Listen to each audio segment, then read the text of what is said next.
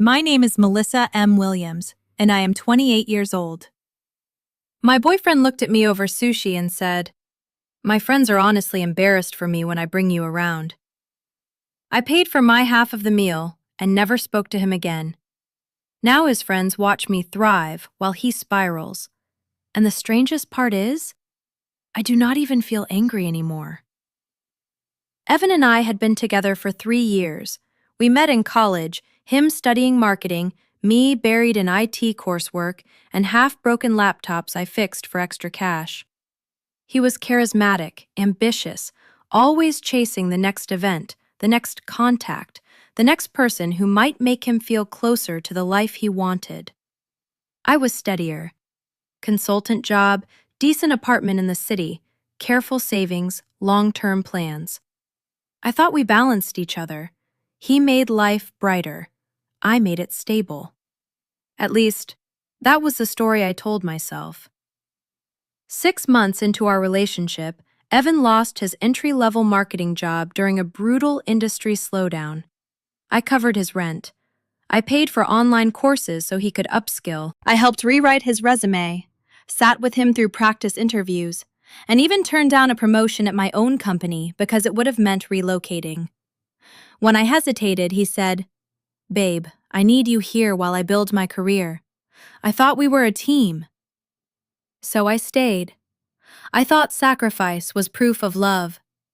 For a while, I was proud to be his safe place. I came home from 12-hour days debugging systems and found him getting ready for another mixer, buzzing with nervous excitement. I paid for ride shares, new shirts, event tickets, anything he swore was an investment in his future. I did not complain. Being reliable was my thing. Thoughtful, loyal. The girlfriend who remembered anniversaries with his favorite takeout and never made him feel small when life did. But over time, the gratitude shifted into expectation, then into contempt. It started with little comments. "Why don't you dress sharper? Derek's girlfriend always looks put together." Or, "You should network more. Sitting behind a screen all day isn't impressive." I brushed it off as stress. Then there were the parties, the brunches, the rooftop bars where Evan's friends looked at me like I was a placeholder he had not upgraded yet. Derek's girlfriend was a surgeon. Mason's fiancé had family money and a lake house. Colin's girlfriend worked in luxury branding and somehow made ordering cocktails sound like a career achievement. I was just Melissa. Nice job, nice apartment, nice, nice, nice. The word started to feel like an insult. One Friday night, everything finally cracked. Evan had insisted on dinner at a trendy sushi spot downtown. Dim lights, raw fish arranged like jewelry, rolls so overpriced they should have come with a payment plan. I was not excited, but he loved places like that. "It's good for us to be seen somewhere like this," he said when he booked it. The whole evening he was off, fidgety, checking his watch, barely touching his edamame. I tried to lighten the mood. "Rough week? Tell me about that pitch you were prepping." He just nodded, distant. Finally, after the waiter dropped off the California rolls, Evan set down his chopsticks and looked at me with this pitying little smile, like he was about to do me a favor by hurting me. "Can I be honest, Melissa?" I paused mid-bite. "Sure, what's up?" He leaned in, eyes flicking around the room as if he wanted witnesses, but not too many. "My friends are honestly embarrassed for me when I bring you around." The sushi turned to cardboard in my mouth. "What does that mean?" He sighed. "Come on, don't make this harder. You're sweet, but in my circle, things matter. Status, ambition, presence. Derek's girlfriend is a surgeon. Mason's fiancé knows half the city. You sit at home fixing systems no one understands. When people ask about you, what am I supposed to say? Oh, she's nice? That's it. It's humiliating." Humiliating. The word echoed through me. Then he said the part he had clearly rehearsed. I met someone, Talia, at that networking event last month, the one you skipped because you were tired. She's in venture capital. She gets me. We're on the same level. With you, it feels like I'm settling. Settling. After the rent, the courses, the job applications, the promotion I gave up, the nights I stayed awake while he doubted himself. So you're choosing her because she looks impressive? His face softened with fake sympathy. It's not personal. I need someone who elevates me. You're stable, sure, but stable is boring. Talia challenges me. My friends already love her. You were great for a while, but let's be real. You were never going to fit in that world. I could have listed everything I had done for him. I could have reminded him who paid the rent when his world fell apart. Instead, something inside me went very quiet. I pulled out my wallet, counted my half of the bill plus tip, and placed it on the table. Okay, Evan, I said. Good luck with that. His eyes widened. That's it? No fight? What would be the point? Then I stood, put on my coat, and walked out into the cool night air without looking back. The drive home was silent. No music, no podcast, no angry phone call to a friend where I screamed about what Evan had said. Just my hands on the steering wheel and the echo of his voice repeating in my head. My friends are honestly embarrassed for me when I bring you around. Stable is boring. I'm settling. I kept waiting for tears to come, but they did not.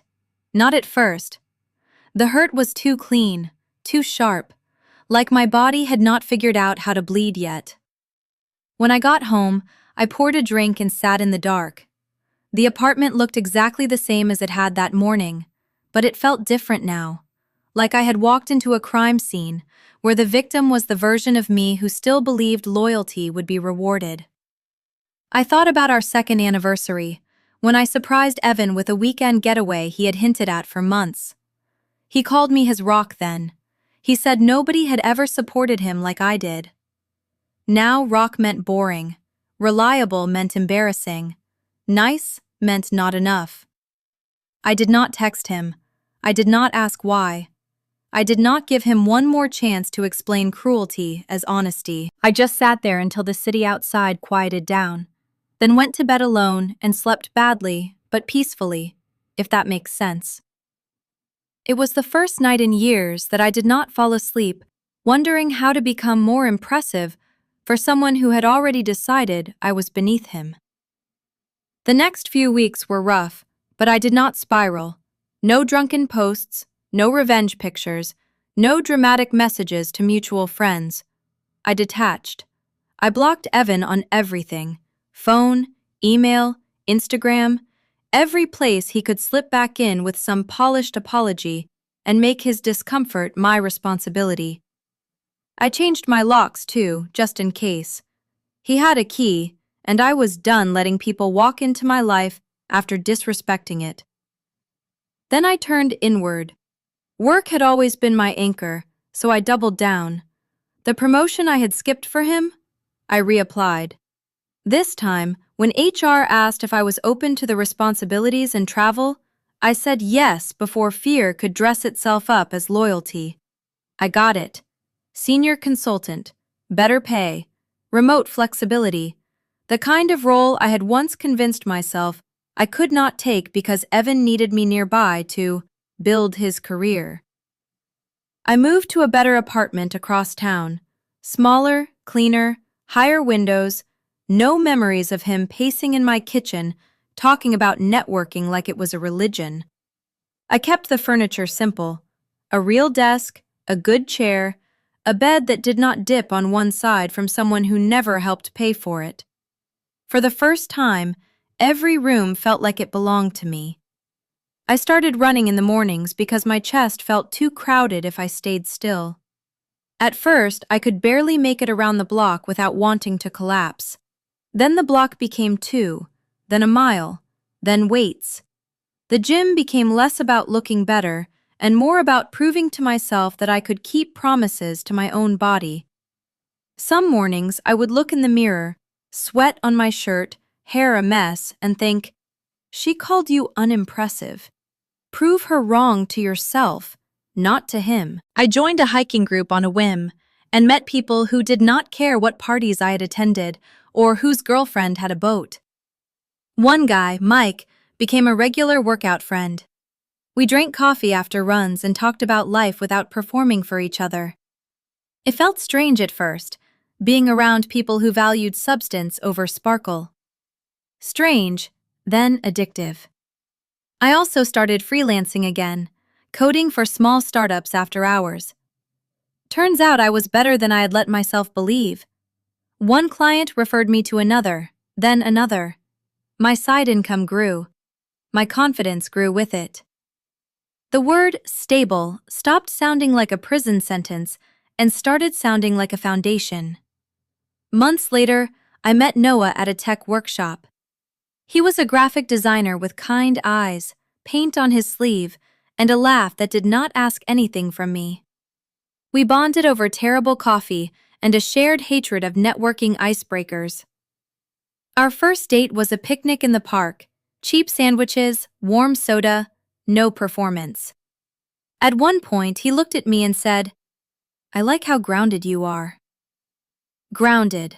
Not boring, not embarrassing. Grounded. Something in me healed a little right there. I kept my social media low-key. Hiking photos, project wins, a half smile in a mirror after a morning run. Slowly, Evan's old circle started liking things. Sarah, Jess. People who once looked through me, now watching me become someone they could no longer dismiss.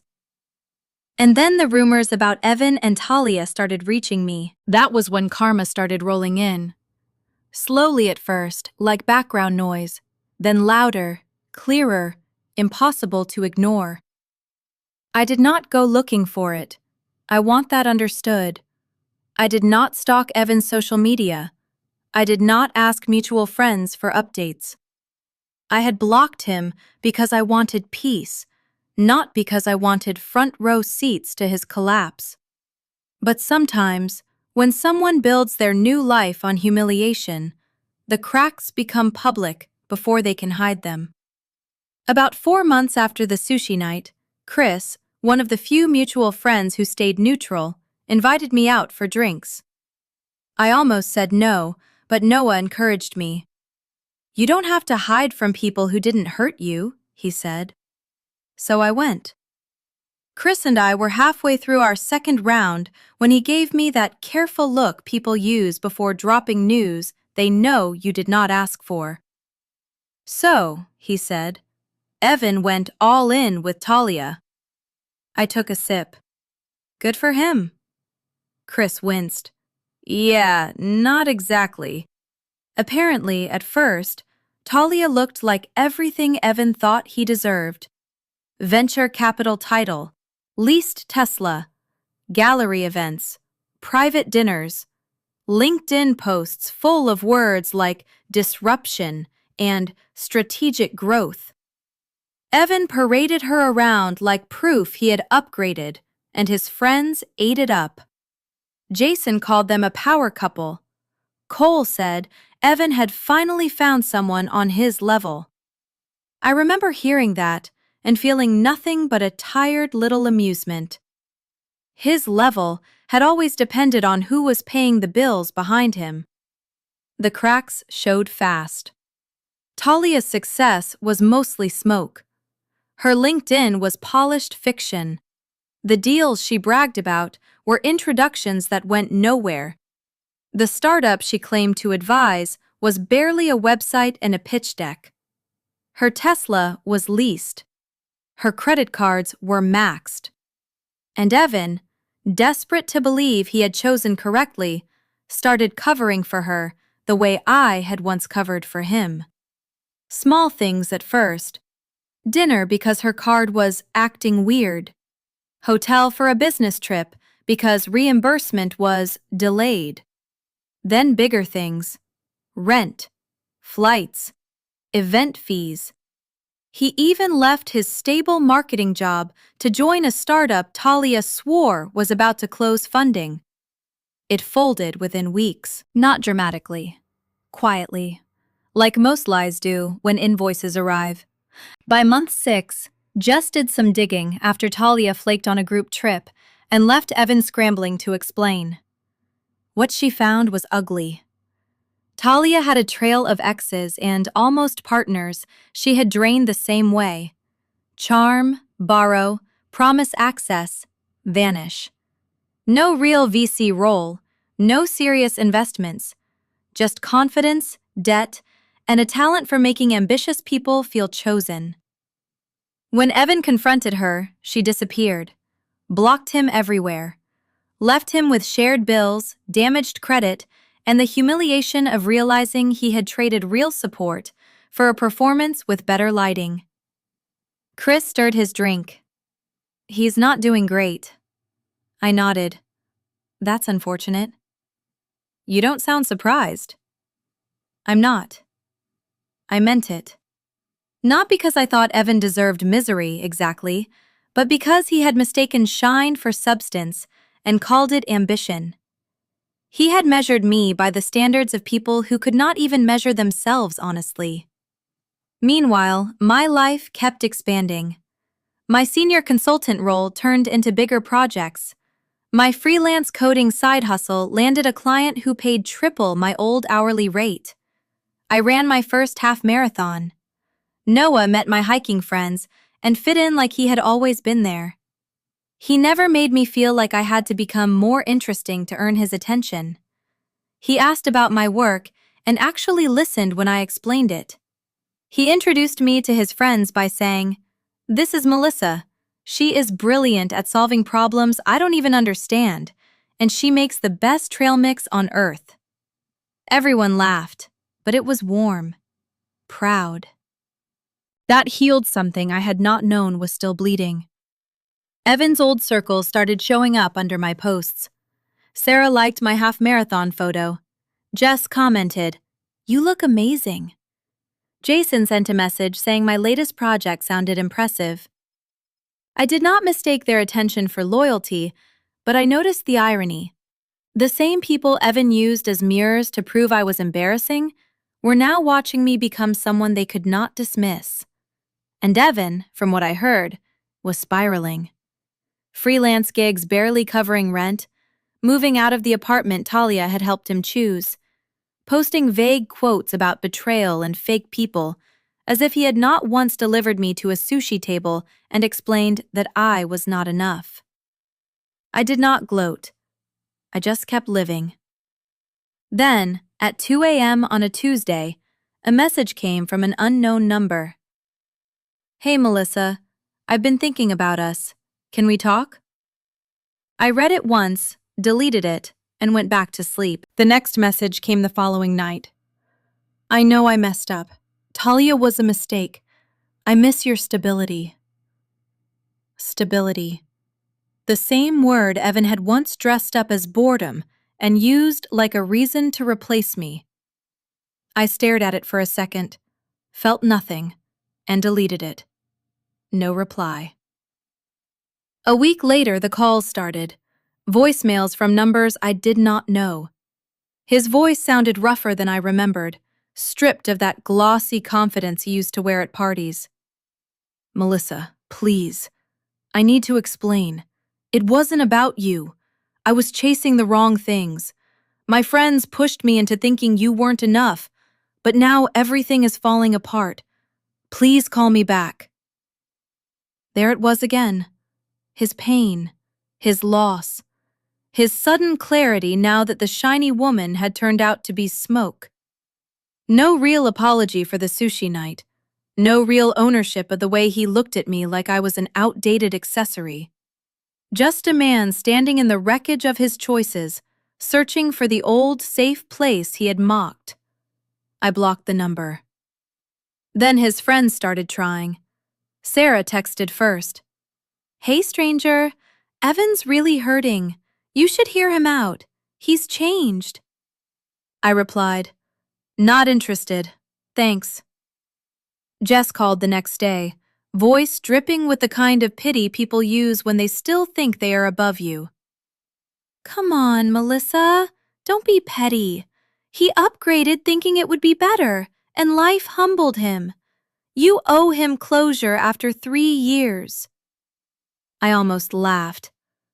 No, I said calmly. I don't. Then I hung up. Evan escalated after that. He found my old coffee spot somehow. Maybe Chris slipped, maybe Sarah did. It did not matter. I was there with Noah on a Sunday morning, sitting in the corner booth, laughing because Noah had just spilled foam on his sleeve and called it abstract latte art. Then I saw Evan standing near the door. Red eyes, wrinkled shirt, jaw tight with desperation. Melissa, he said, please, 5 minutes. Noah's hand found mine under the table. Not possessive, supportive. The difference mattered. What do you want, Evan? He sat without being invited. I'm sorry. Talia used me. She took everything. And my friends disappeared the second things got messy. I see now that you were real. You were stable. Nice. That's what matters. Nice, I repeated. He flinched like he heard it too late. I was arrogant, he rushed on. I thought I deserved someone impressive. But she was fake. You were the one who actually cared. We can start over. No, I said. His face changed instantly. The pleading cracked, and the old Evan looked through. How can you be so cold, after everything I gave you? I tilted my head. What did you give me? He opened his mouth, then closed it. Noah stood slowly, but I squeezed his hand, telling him without words that I had this. You called me embarrassing, I said. You said your friends were ashamed when you brought me around. You left me at a sushi table because you thought Talia elevated you. Now she's gone, and suddenly my stability looks valuable again. That's not love. That's damage control. Evan's eyes hardened. You were boring then, and acting untouchable now doesn't change that. There it was. The truth under the apology. I stood. Goodbye, Evan. Noah and I walked out while Evan sat there, finally alone with the version of himself he had tried to hide. Fast forward to last month. Chris had a birthday party at a cozy rooftop bar downtown. I almost skipped it, but Noah said, You don't have to avoid places just because someone else might be uncomfortable. So we went. I wore a fitted black top, simple jewelry, and the kind of confidence that cannot be borrowed or faked. Sarah waved immediately. Jess complimented my promotion. Jason asked about my side business like he had always known I was talented. I accepted the compliments politely, but I did not mistake attention for friendship. Then Evan appeared. He looked thinner, tired, holding a drink like it was keeping him upright. He approached slowly, eyes locked on me. Melissa, hi. I turned, calm and distant. Evan. He glanced at Noah, then back at me. I see you're doing well. I am. I wanted to say I'm sorry for the sushi night, for the comparisons. My friends were wrong. I was wrong. Talia destroyed me, but it made me realize what I lost. I looked at him for a long moment. You said I wasn't impressive. You said I embarrassed your circle. The funny thing is, my life elevated the moment I stopped trying to fit inside it. His face crumpled. That's cruel. No, facts aren't cruel. My career is thriving. Noah is incredible. My friends value substance. You have your path, Evan. Handle it. Then I turned back to Noah and the people who were laughing with me, not at me. Evan left a few minutes later. I did not watch him go. His old friends still like my post now. fire emojis, congratulations, little comments about how inspiring my life looks. Evan is blocked. Talia is irrelevant. That sushi night no longer hurts. It freed me.